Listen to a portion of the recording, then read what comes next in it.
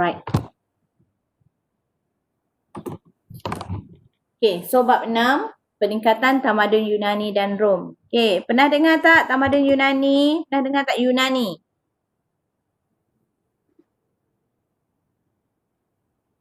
Pernah. Pernah. Pernah dengar Rom? Okay.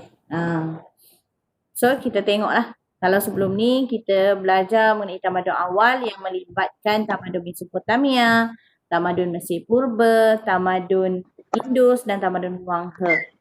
So, kita seterusnya kita pergi kepada tamadun yang semakin majulah. Okay, dah tamadun-tamadun yang sebelum ni, tamadun awal tu semua macam dah orang kata dah habis. Dah tamat macam Indus. Okay, jatuh disebabkan banjir dan gempa bumi. Huang He pun sama. So yang lain orang kata dah habis. Tapi peningkatan, maksudnya tamadun masyarakat dunia ni terus berlaku. Muncul tamadun-tamadun baru, muncul kerajaan-kerajaan baru. So kita akan fokus kepada, sebenarnya dalam tingkatan 1 ni kita akan fokus kepada 5 tamadun utama yang seterusnya. Okay? Tamadun Yunani dan Rom. Untuk bab 6, bab 7 tamadun Cina dan India, dan bab 8 tamadun Islam. Okey. Jadi dalam bab 6 ni kita nak tengok peningkatan yang dicapai dan juga sumbangan yang diberikan oleh tamadun Yunani dan Rom yang sampai sekarang. Okay, ada yang masih dilaksanakan sampai sekarang. Ada tinggalan-tinggalannya, ada kesan-kesannya. Okay, so itu yang kita akan tengok. Okay, yang pertama. Okay, so kita nak tahu dulu kat mana lokasi tamadun Yunani. So, kita masuk 6.1. Okay, ni adalah tinggalan tamadun Rom Colosseum. Okay.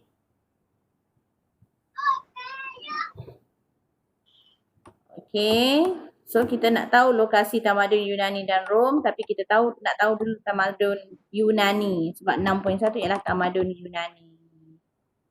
Okay, so ni tamadun Yunani. Bila tamadun Yunani berkembang? Bila dia berkembang? Ni. Okay, tamadun Yunani berkembang antara tahun 1000 sebelum Masihi hingga 800 sebelum Masihi. Okay. Dan ia sebenarnya tamadun Yunani ni merupakan pencetus kepada perkembangan tamadun Eropah yang ada sekarang. Di mana tamadun Yunani ni dilihat oleh masyarakat Eropah sekarang, masyarakat Eropah moden ni sebagai zaman yang memberikan inspirasi dan panduan kepada kehidupan manusia. Tamadun Yunani ni, maksudnya masyarakat Eropah sekarang ni mengambil inspirasi, mengambil panduan daripada tamadun Yunani dahulu, dalam aspek kehidupan manusia yang lebih baik, menerusi pelbagai pencapaian. Pencapaian dalam bidang apa? Pemerintahan dan pentadbiran.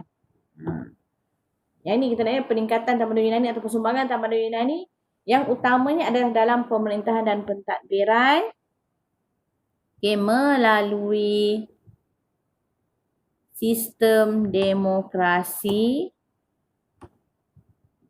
ekonomi, sains dan teknologi, kesusasteraan, falsafah dan juga pendidikan. Jadi utama dia pemerintahan dan pentadbiran. Dalam dia nak mencapai kemajuan dalam pentadbiran dan pemerintahan tu, dia adalah pengenalan sistem demokrasi, ekonomi, pelaksanaan sains dan teknologi, kesusahan dan juga falsafah pendidikan dalam tamadun Yunani ni. So kat mana tamadun Yunani ni terletak? Kat mana tamadun Yunani ni terletak? Kat mana? Kalau cikgu buka annotate, awak boleh gariskan. Awak boleh request untuk annotate, awak boleh gariskan dia punya ayat yang menunjukkan lokasi tamadun Yunani. Okey, siapa nak annotate?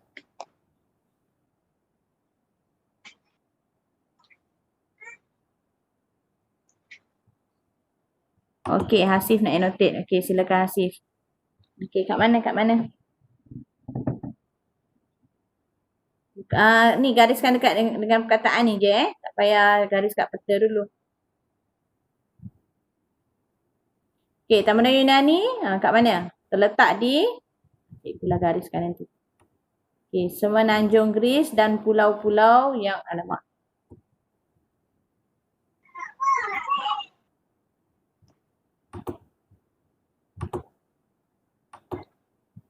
Okey.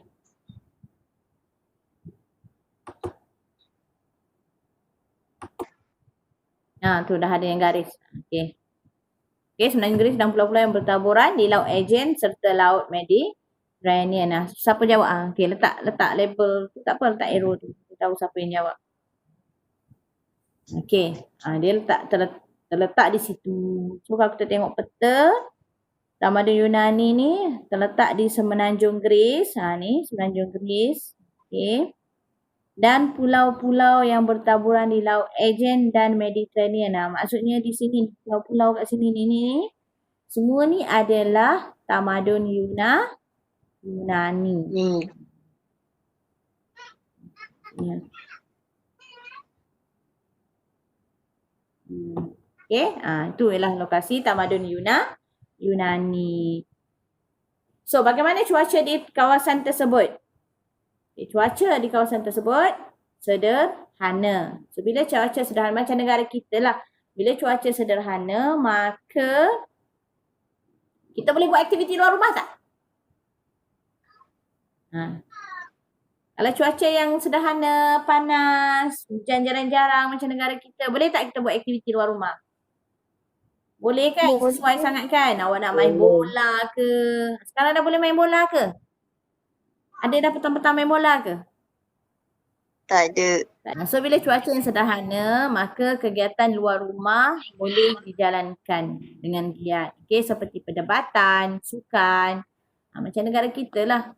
Bila cuaca yang ni, kita aktiviti luar senang. Kita nak jogging, nak exercise, nak apa semua, nak berbasikal semua boleh. Berbanding kalau hujan lebat. Adakah orang nak pergi berbasikal tengah-tengah hujan lebat? Tak ada kan? Tak ada. Kalau macam negara yang macam musim sejuk yang teruk, yang ketara, orang terhad nak main kat luar sebab sejuk tak tahan. Keluar sekejap je, lepas tu masuk rumah balik. Tapi bila cuaca yang sederhana ni, maka aktiviti luar rumah, kegiatan luar rumah tu boleh dijalankan dengan giat. Lepas tu, kedudukan, kita tengok kedudukan dia ni hampiran laut kan? Memang kawasan laut lah. Maka disebabkan kedudukan ni hampiran laut ni, maka orang Yunani dikenali sebagai pelayar yang handal. Okey. So kita tengok dari segi perkembangan Tamadun Yunani. So dalam Tamadun Yunani ni, okey, dia terkenal dengan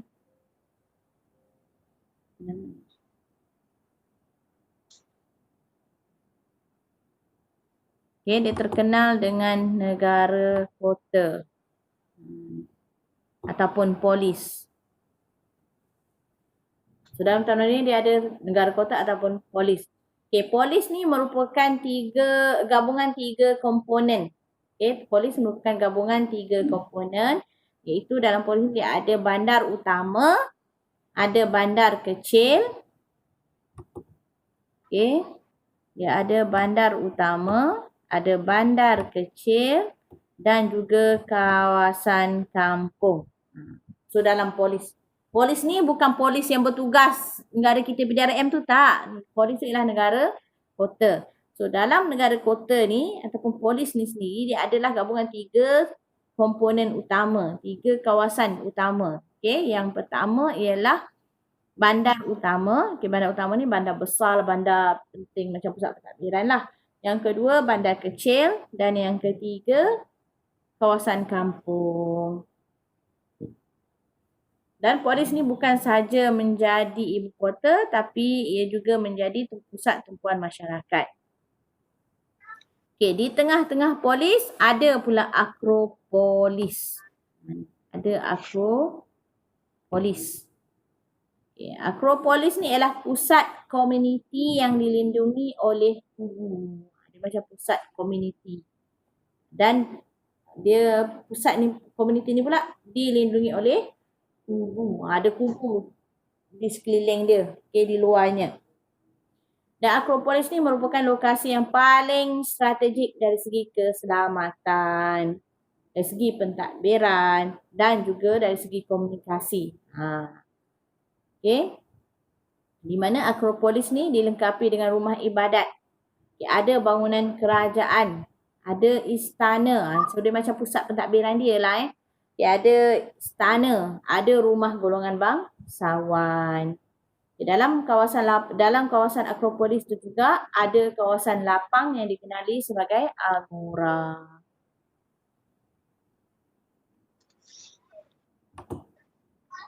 Okay. Hai, banyak pula masuk notification. Okay. So, ada kawasan lapang yang dikenali sebagai agora. Okay, agora ni digunakan sebagai tempat pertemuan dan pasar awam. Okay. Ni contoh Contoh Akropolis di Athens. Okay, kalau kita tengok ni tadi. Athens kat sini Ni Athens. Kita tukar color. Okay. Hijau. Ni Athens kat sini Ni Athens. Okay. Okay, Syasmin. Tak apa, nanti cikgu record, nanti cikgu masukkan dalam grup. Okay, nanti boleh rujuk. Okay, sebab cikgu awal-awal PKP tu sempat banyak masa untuk buat video, untuk buat slide. Bila dah hujung-hujung ni kan kerja macam-macam dah, tak sempat nak buat. Okay, so ni contoh Akropolis di Athens ni. Dia pusat komuniti ni. Ni tengok di kubu ni, dinding-dinding ni Okay, ni kubu. So dalam ni ada lengkap lah segala kemudahan yang tadi tu. Ada rumah ibadat, ada tempat komunikasi, ada rumah bangsawan dan sebagainya. Okay. Okay. Jadi, disebabkan Akropolis tu cukup lengkap segala kemudahan, maka penduduk yang tinggal berhampiran dengan Akropolis lebih terlibat aktif. Okay. Jadi penduduk yang tinggal berhampiran dengan Akropolis lebih aktif terlibat dalam urusan negara. Okay, berbanding dengan penduduk yang tinggal jauh dari Akropolis. Dan di luar kawasan Akropolis terdapat penduduk di kawasan kampung. Yang jauh daripada Akropolis lah. Terdapat penduduk di kawasan kampung. So bila penduduk di kawasan kampung ni, apa aktiviti dia? Aktiviti dia ialah pertanian dan penternakan. Biasalah sekarang pun kan, kalau area kampung, pertanian dan peternakan lah. Okay. Okay. So, polis tadi, okay, negara kota. So, dalam Tamadun Yunani ni ada 3 polis ataupun ada 3 negara kota yang terkenal. Okay, iaitu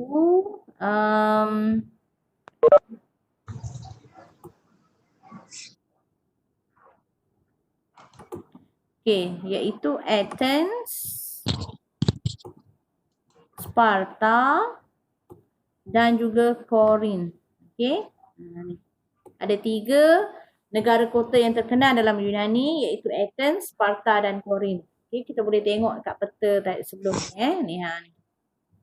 Okay, ni Athens. Ni Korinth dan ini Sparta. Okay, Sparta kat sini. Tu 3 polis yang utama. Okay. So antara ketiga-tiga polis ni, okay, Athens merupakan negara kota yang paling ramai penduduk. Penduduk paling ramai adalah Athens. Penduduk paling ramai adalah Athens. Manakala Sparta pula adalah negara kota yang paling luas. Okay, kita tengok balik yang peta ni tadi. Okay, di Athens. Kalau kita tengok pun Sparta lebih luas kan kawasan dia. Athens lebih kecil tapi Athens penduduk dia paling ramai. Sparta ni kawasan dia paling luas. Okay. Okay. So, dua ciri utama polis ni. Okay, dia ada dua ciri utama.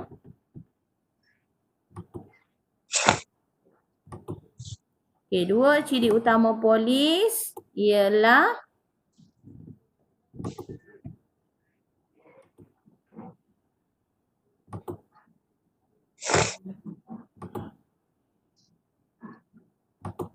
dua ciri utama ialah jumlah penduduk. Jumlah penduduk yang ramai.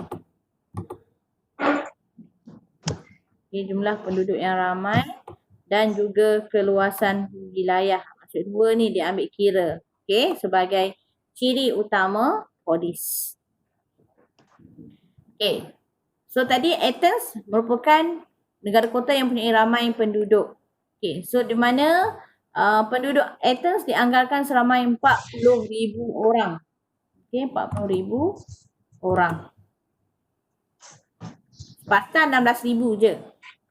Dan Corinth 10,000 orang. Itu dari segi jumlah penduduk. Manakala dari segi keluasan, Sparta keluasan dia ialah 8,400 km persegi. Athens 2,650 km persegi dan Corinth 880 km persegi.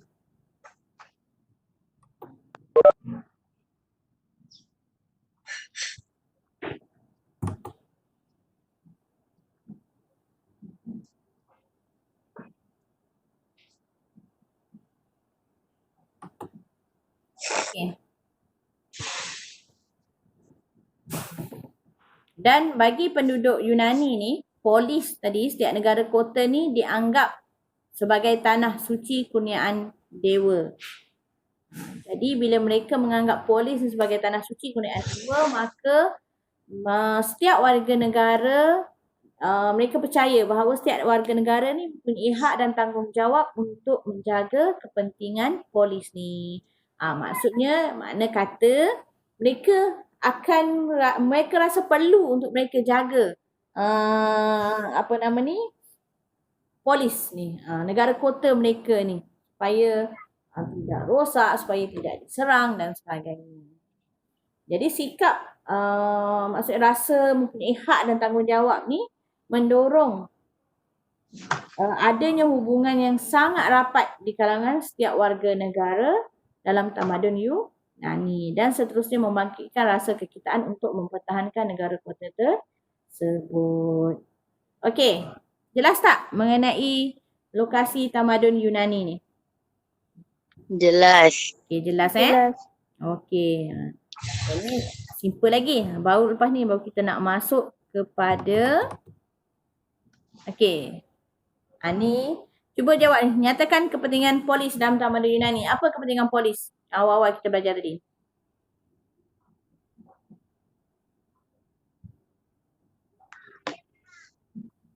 Apa kepentingan polis?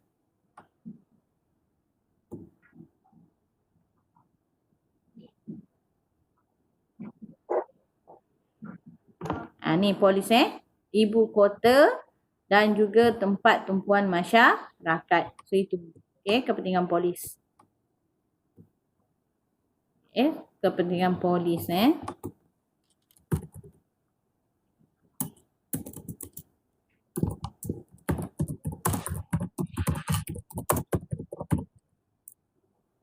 boleh jawab di chat cikgu buat soalan tu.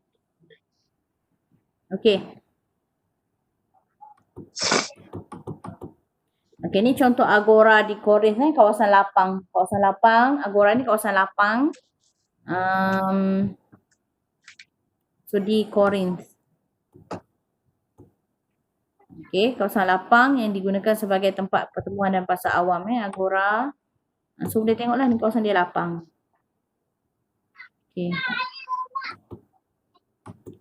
Tengok yang ni sebelum kita masuk yang seterusnya 6.2 tu. Apakah perbezaan pembinaan pusat pentadbiran kerajaan pada masa kini dengan polis dalam tamadun Yunani? Ada beza tak? Pusat pentadbiran sekarang. Contoh pusat pentadbiran kita sekarang dekat Putrajaya. Ada beza tak dengan polis? Okey, dekat Putrajaya tu, semua kemudahan ada tak kat situ? Ada. Ada. Okey, bagus. Inas Iftiah jawab. Okey, bagus. Okey. Dekat Putrajaya ada semua kemudahan tak? Ada kan? Sama tak dengan polis?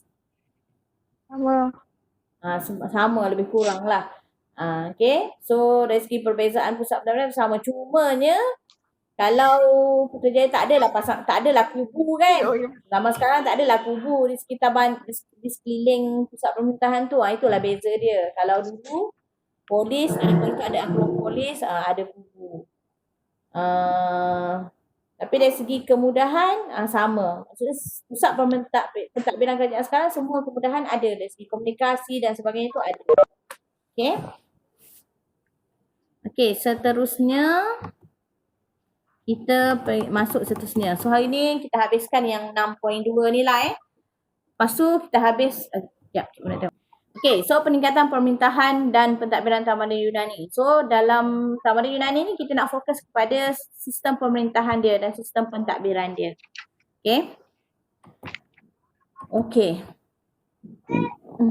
Kenapa kita nak fokus kepada pemerintahan dan pentadbiran? Kerana dalam tamadun Yunani ni, aspek pemerintahan dan pentadbiran merupakan sumbangan terpenting dalam perkembangan sejarah dan tamadun manusia.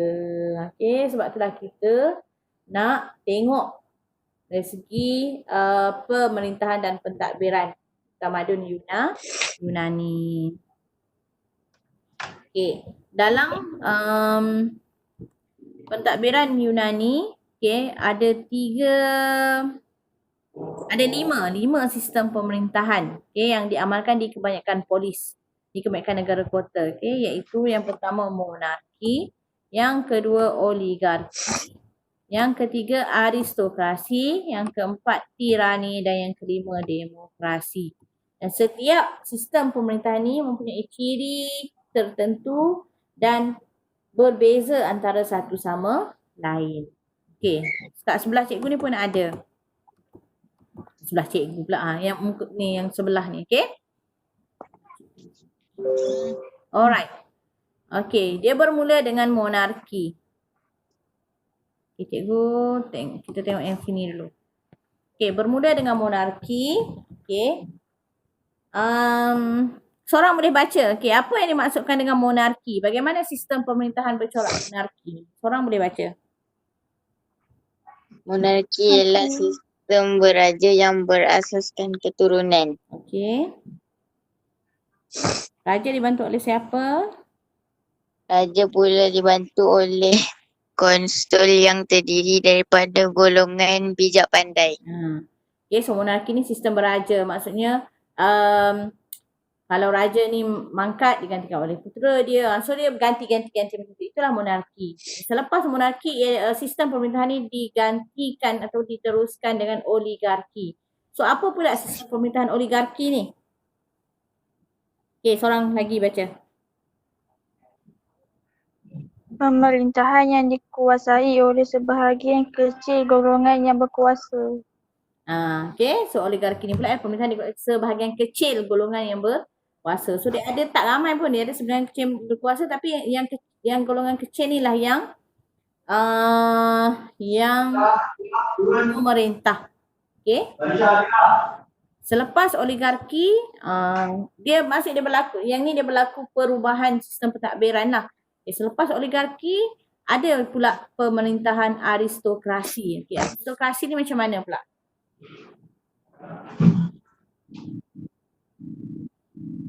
Okay, aristokrasi macam mana pula? Okay, siapa nak baca?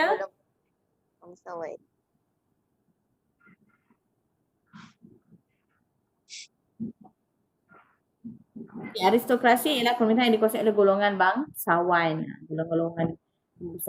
Golongan kerabat diraja macam itulah. Okey, kemudian Tamadun Yunani pernah juga melaksanakan sistem pemerintahan tirani. Tirani ni ialah pemerintahan yang dikuasai oleh golongan yang zalim dan menindas rakyat. Okey, dan akhir sekali, okey,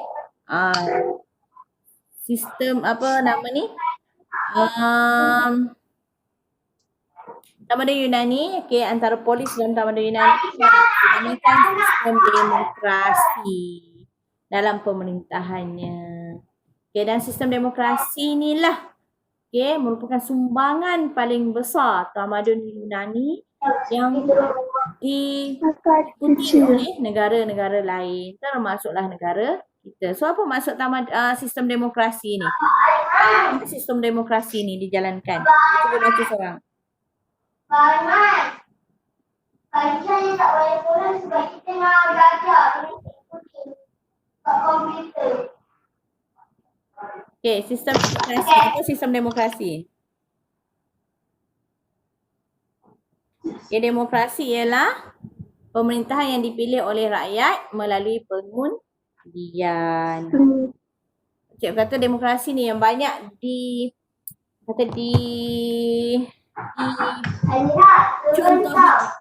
diikuti oleh kerajaan-kerajaan lain sekarang termasuk negara kita.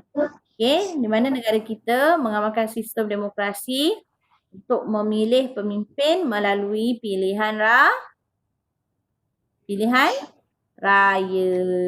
Okey. Okey.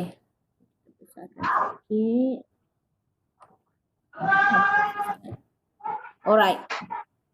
So bagaimana sistem demokrasi di Athens? Okey. Sistem demokrasi di Athens sebenarnya melalui beberapa tahap perkembangan. Bukan kata terus-terus buat sistem demokrasi, tak.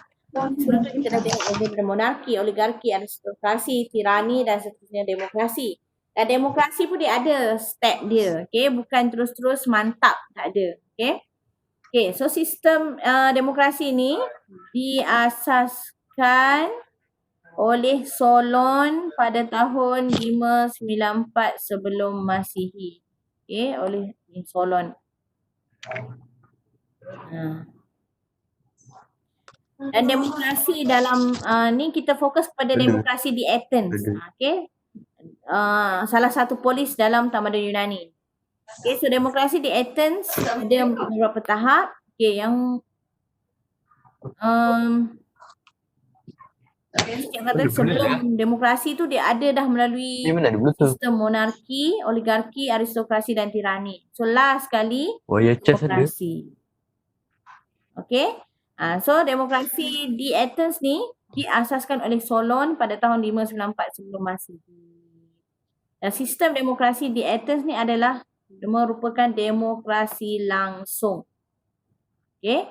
Demokrasi langsung ni maksudnya setiap warga negara boleh terlibat secara langsung dalam perbincangan dan perdebatan untuk menentukan suatu dasar dan peraturan yang berkaitan dengan Athens. So dia bagi peluang kepada rakyat dia untuk terlibat, untuk berbincang, untuk berdebat nak menentukan dasar. Okay. Itu pada peringkat awal. Okay. Okay, dasar kerajaan termasuklah hal ehwal ekonomi, sosial dan politik. Ini replika Solon. Okay, kemudian sistem demokrasi diteruskan pula oleh Pericles pada tahun 495 hingga 429 sebelum Masihi. Pericles kali ini memberikan penekanan kepada kuasa rakyat untuk memantapkan demokrasi. Masih lagi demokrasi ni memberi peluang kepada rakyat sebenarnya. Okay? Tapi demokrasi menjadi lemah dan terhapus pada zaman Raja Philip. Iaitu pada tahun 338 sebelum Masihi. Tapi dah lemah lah. Mungkin rajanya kurang cekap dalam nak mengendalikan rakyat. Okay, untuk melaksanakan amalan demokrasi ke sebagainya ke. Itulah. Okey, dan sebagaimana cikgu cakap tadi, Malaysia pun mengamalkan demokrasi untuk memilih wakil rakyat, untuk memilih pemimpin, Perdana Menteri dan sebagainya melalui pilihan raya. Ya. Pilihan raya ni dilakukan bermula tahun 1951 sampailah sekarang. Sistem demokrasi. Sebelum ni pernah dengar tak demokrasi? Tak. Pernah. Pernah kan? Sebab memang negara kita ialah demokrasi. Demokrasi berparlimen, demokrasi berperlembagaan. Okey. Ni corak ataupun ciri-ciri demokrasi di Athens. Okey, so dalam pentadbiran Athens, okey, dia ada badan tertingginya ialah Dewan Perhimpunan. Maksud yang paling tinggi. Kalau kita di Malaysia, Menteri Kabinet lah. Okay, Menteri Kabinet yang diketuai oleh Perdana Menteri. Kemudian Dewan Perhimpunan ini di Athens dibantu oleh Majlis, Strait dan Juri.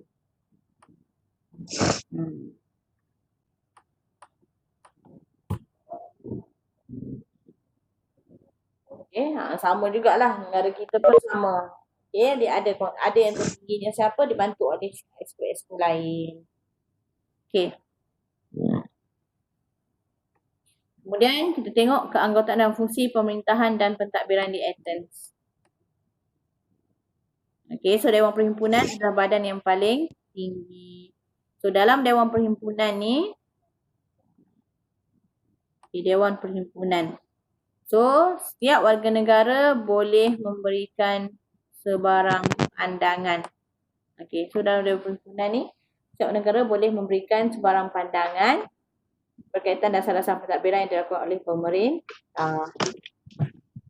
Jadi kelebihan dia, jadi rakyat ada rasa kebersamaan. Rakyat ada rasa okey, kita memang sama-sama diperlukan untuk membangunkan negara kota, okey. Dan jadi mereka sanggup mengubah diri di Athens tersebut.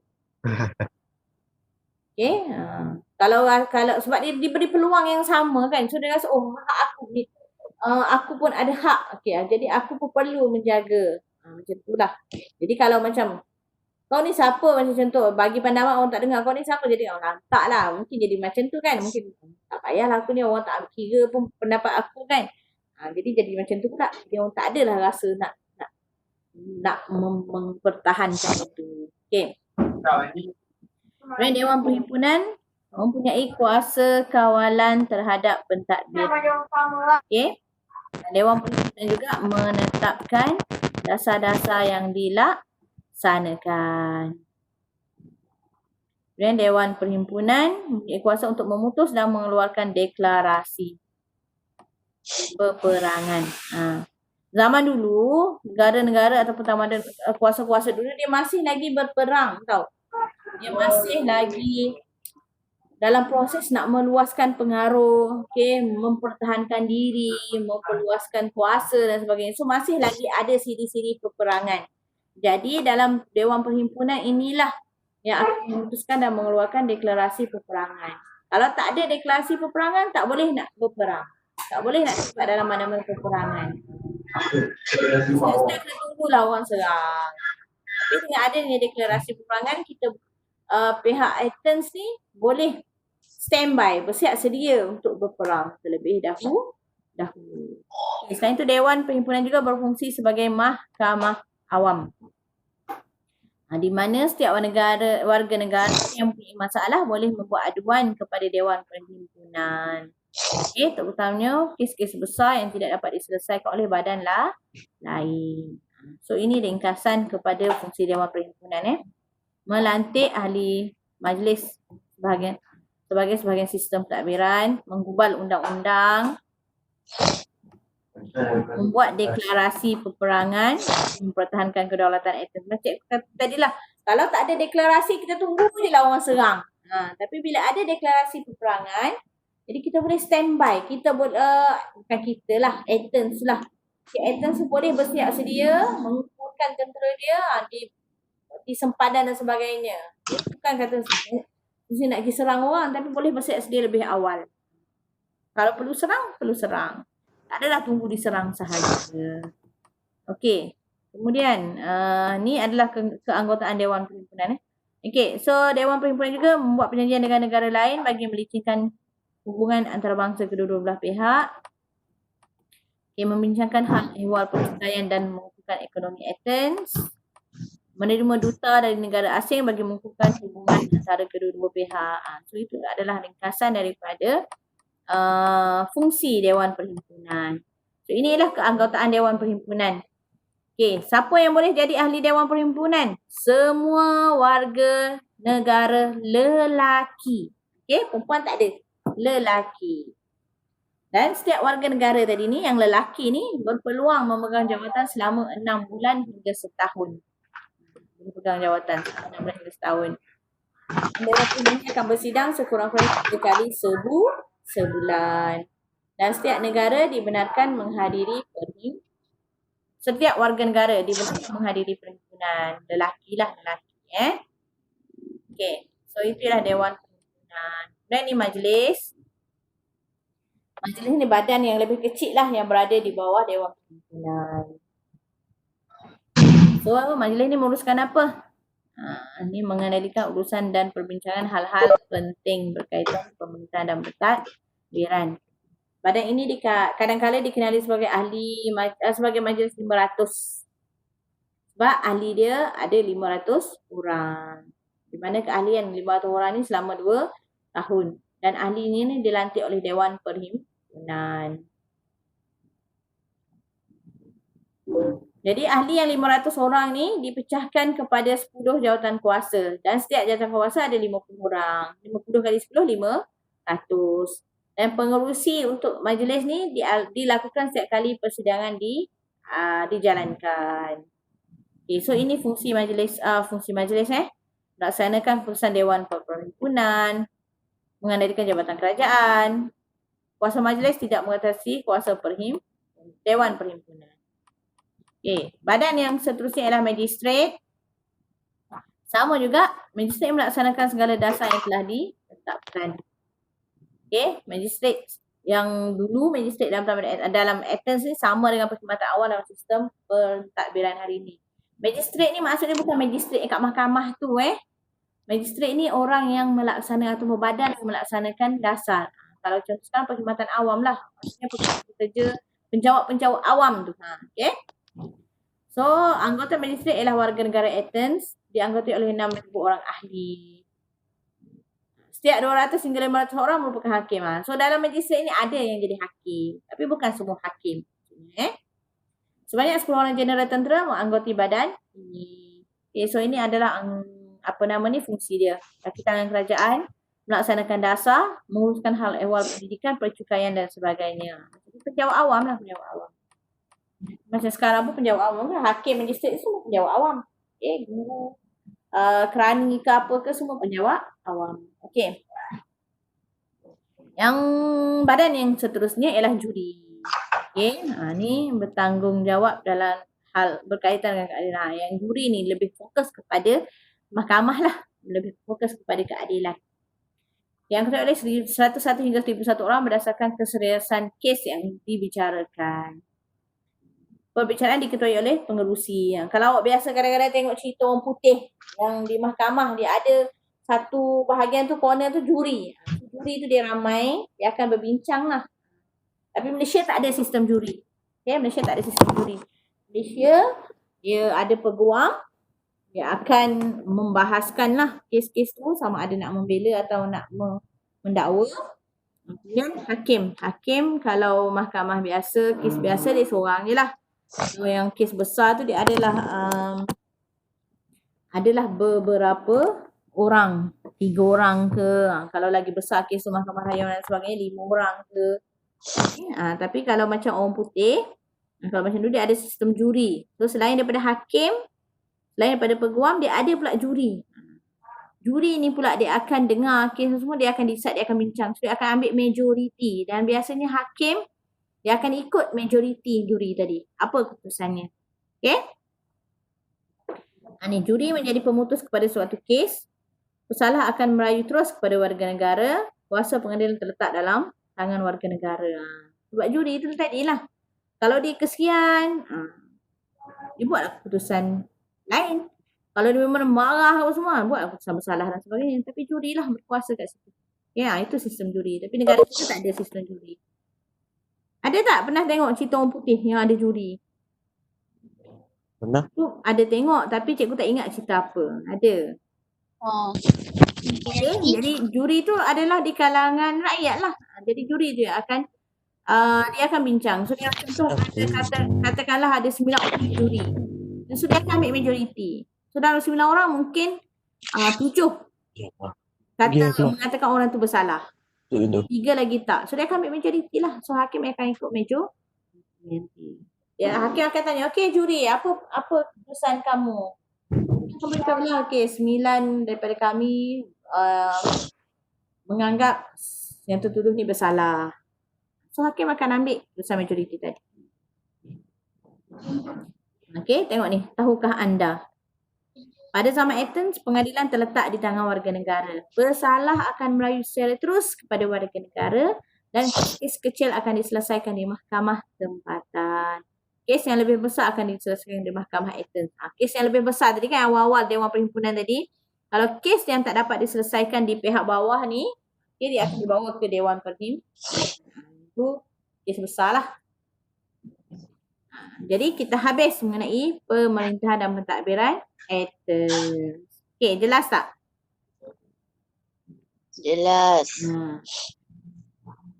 Ada beza tak sistem demokrasi Athens dengan negara kita?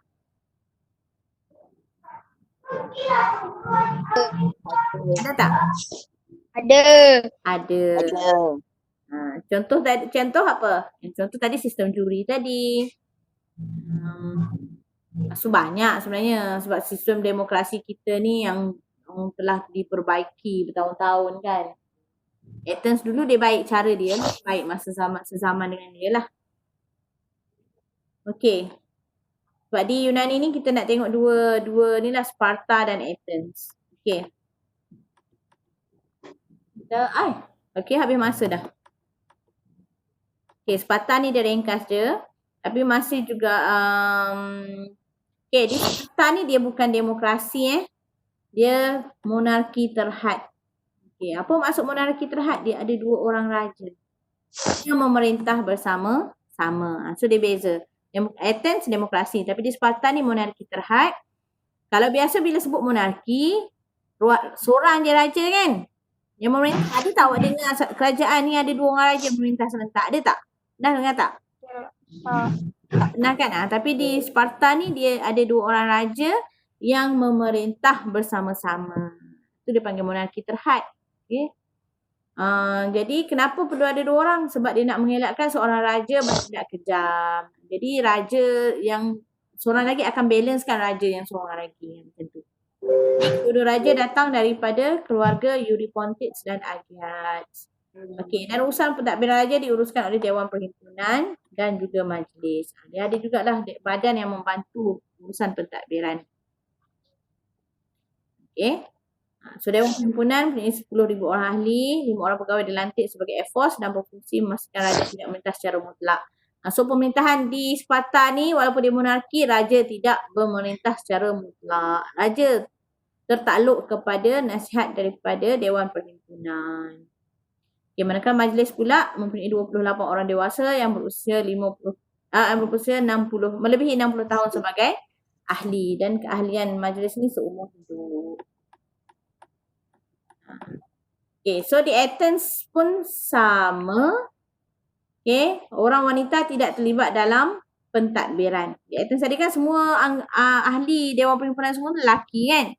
So di Athens, di Sparta pun sama. Okay. Cuma, okay, wanita di Sparta tidak terlibat dalam pentadbiran pemerintahan.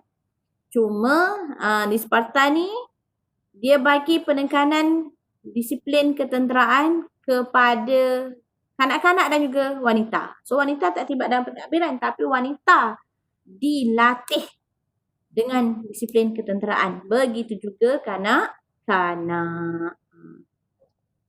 Macam kanak-kanak dilantik sama dengan wanita dilatih menjadi anggota tentera. So maka wanita dan juga kanak-kanak perlu menjalani latihan fizikal. Diajar berlari, bertinju, menari dan menyanyi di khalayak ramai. So wanita tak terlibat dalam pentadbiran tapi terlibat dalam tugas mempertahankan negara. Sebab itulah Sparta ni dikategorikan sebagai kerajaan ketenteraan. Okey, kerajaan ketenteraan. Jadi penekanan aspek disiplin dan taat setia ni menjadi asas kepada perkembangan Sparta dan tertanam kukuh dalam minda kalangan warga negara Sparta. Jadi mereka sanggup berkorban demi mempertahankan kedaulatan Sparta. Okay, dibuktikan dalam beberapa siri peperangan lah. Jadi lelaki, wanita semua terlibat dalam peperangan tersebut. Jadi itulah beza sistem pentadbiran di Athens dan Sparta. Sistem pentadbiran di Athens, sistem demokrasi itulah yang menjadi contoh yang diambil dan diamalkan oleh negara-negara, kebanyakan negara-negara yang ada sekarang yang mengamalkan sistem demokrasi. Kalau Sparta ni dia monarki terhad, so dia berbeza lah, dia tak sama. Okay, so itu sahaja bab 6, subtopik 6.1 dan 6.2. Okay. Itu sahaja hari ini. Terima kasih.